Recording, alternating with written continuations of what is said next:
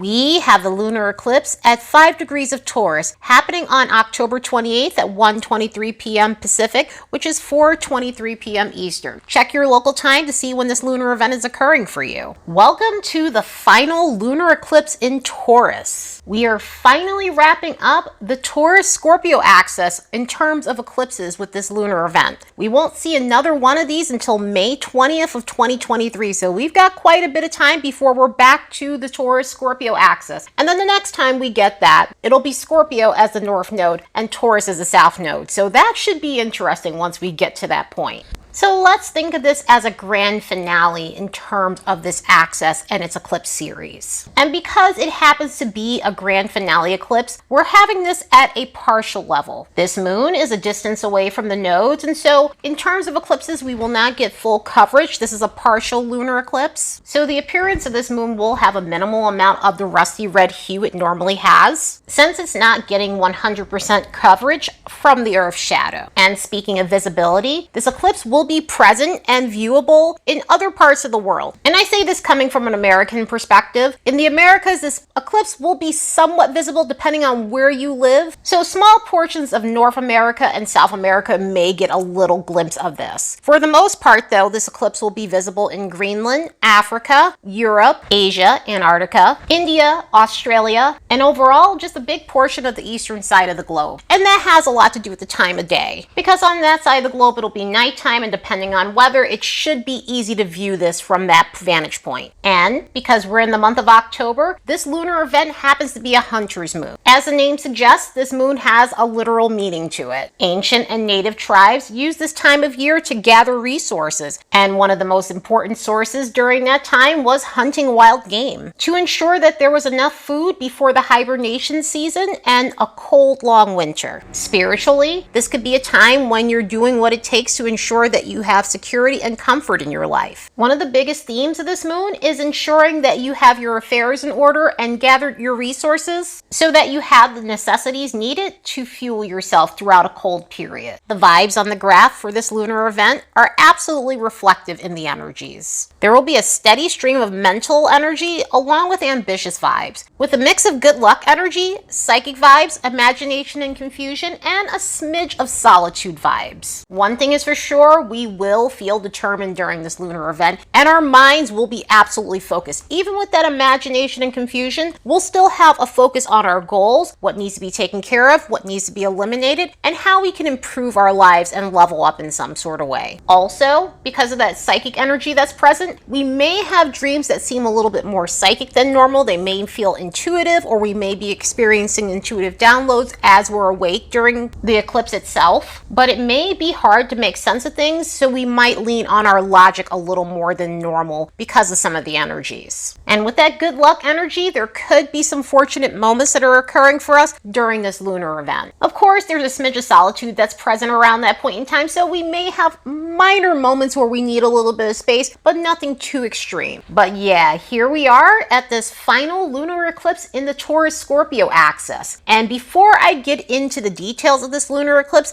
I do want to put out that disclaimer that I always do anytime eclipse season occurs. So of course, I will not read these as I do with the new and full moons where I do the reflective questions. Instead, we will be looking at the occurrences that could manifest as a result of this eclipse. But the biggest disclaimer I always give when I look at these is try your best not to manifest, put your crystals in the moonlight, set intentions, journal, any type of candle work or energy work in general. It is not recommended to do during eclipses. Eclipses are very chaotic energies, and it is a switching of the light of the luminaries. It is potent energy, it is turning point energy. And so you just want to make sure that you're not doing anything that could either speed up or expedite something that you may not be ready for, or slow something down that you are ready to make happen for yourself. And any other adverse effects that may happen as a result of doing some sort of manifestation work during eclipse season. So I recommend that you don't do that, because what's the point of pulling out your crystals and your candles if you're not going to get the best results? What's the point of setting intentions if you're not going to get the best results? It's always good to do those things during good astrological weather, and not the malefic energy that eclipses can bring in. And the cool thing is this ends eclipse season, so you won't have to hear me say this again for another 6 months. End of rant. So because this is a lunar eclipse, we might see some themes pop up from the last 6 months or 18 months prior. And we had eclipses in Taurus over this last 18 and a half months, and also that new moon in Taurus that we had back in May of this year. It wasn't an eclipse, but it may bring some themes up from that point in time. But since this is a lunar eclipse, this is a time to release things that no longer serve us in favor of something that's more constructive. Lunar eclipses also deal with feminine energy, so we might see something shift out in our lives to deal with feminine energy that may not be constructive for us. One of the ways this can manifest is through our level of persistence and consistency. In other words, this may show us where we need to stay the course on our goals. It could also show us where we might be wasting time being consistent on something that's not giving us a return on investment. Taurus energy is about dependability, and so whatever we might be pouring our energy into needs to be something that's going to be reliable down the line. So if there's something that we had a slow start to, we could start seeing some momentum that might be happening if it's something that's worth our while or something constructive, or it may be a time to step away from that thing that's not bringing you the dependability that you need and deserve. And speaking of slow moving energy, this may be a time where we're having to work on certain things to do with patience. A lot of the times in this energy, it may show us where we lack patience with ourselves and other people. So we're seeing how impulsivity has worked against us. So it could be a time where we're learning that the fast way is not the right way to go about things and may end up setting us back a little bit. Under this influence, we could refocus our energy and learn the art of patience. So this could bring about a lesson of practicing those things in our lives. Energetically, another way this could manifest is through our self-esteem. Taurus has a lot to do with self-worth, so this might prompt us to move away from scenarios that don't offer any sort of value for us and doesn't boost our self-worth. We could find ourselves reflecting inwardly and looking at how we can build up internal confirmation of ourselves. In other words, internal confidence without getting that external validation from others. But overall, it could be a time to learn how to value ourselves more. Coming back to patience, this could be a time where we're realizing that we can't be pushed into certain decisions. One of the many valuable lessons that Taurus teaches us is not allowing others to push you past your comfort zone. Obviously, there could be a trapping in that, but we're talking about the healthy end of this. And on the healthy end, we're not as willing to let others rush us or push us into a decision that we may not be comfortable with, that may be a threat to our security or anything that we have going on in our lives that's dependable. So this might be a time to resist the pressure of being hasted into a decision that you're not comfortable with. Speaking of comfort, this could be a time where you're looking at your resources, i.e. money, or other material comforts that you need in order to run your life. And this can come up in various forms, from working on money noise, so you're not feeling as ashamed to acquire material possessions. Or it could be about getting your finances back on track after a period of going through something of a drought.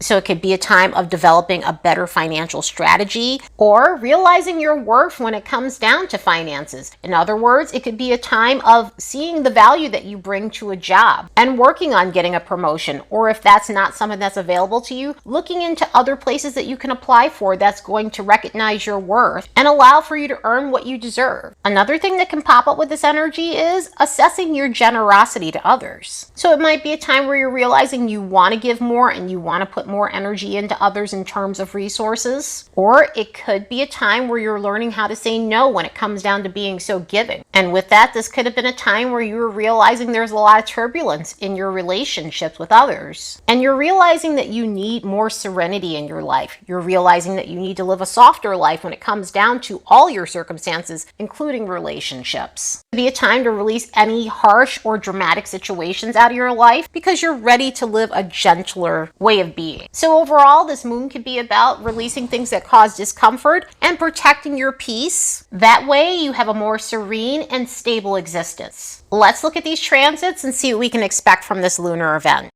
As a reminder, don't forget to like and subscribe because it helps this channel grow. And if you'd like to support the work of this channel, you could do so by buying me a fresh cup of coffee. There's a link in the description box below.